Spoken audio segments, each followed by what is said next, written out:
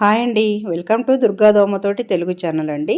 ఎలా ఉన్నారు? బాగున్నారా? నేను కూడా చాలా బాగున్నానండి. అలాగే మీరందరూ కూడా బాగుండాలని మనస్ఫూర్తిగా కోరుకుంటున్నాను.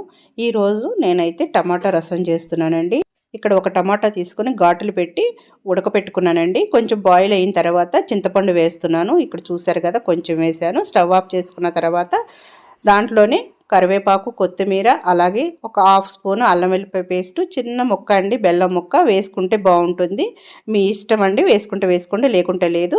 అలాగే గల్లుప్పు కూడా వేసి మొత్తం ప్రెస్ చేసుకొని మంచిగా పిసికి ఇట్లా మనకు కావాల్సినన్ని వాటర్ పోసుకోవాలండి. పోసుకున్న తర్వాత ఇక్కడ జీలకర్ర, మిరియాలు, ధనియాలు కూడా ఇట్లా మెత్తగా దంచుకున్నానండి. చూసారుగా, దంచుకున్న తర్వాత ఈ పొడి అన్నది కూడా రసంలో వేసేసానండి. వేసిన తర్వాత రెండు బాయిల్ వచ్చేంత వరకు ఉడికించుకోవాలండి. ఎక్కువసేపు మరగనివ్వకూడదు అనమాట రసము. ఆ తర్వాత తాలింపు దినుసులు వేసి ఇక్కడ ఎండుమిరపకాయలు, కరివేపాకు, అట్లాగే వెల్లుల్లి రెబ్బలు వేసానండి. ఇంగు కూడా వేసుకొని ఈ విధంగా తాలింపు పెట్టుకున్నానండి. చూసారు కదా, ఈ రసం ఇలా చేసుకున్నారంటే మనకి కడుపుకి హాయిగా ఉంటుందండి, తేలిగ్గా అనిపిస్తుంది, అంత టేస్టీగా ఉంటుందండి. ఏ ఫ్రై ఐటమ్స్లో కూడా ఇలా చేసుకుంటే రసం అనేది చాలా టేస్టీగా ఉంటుందండి.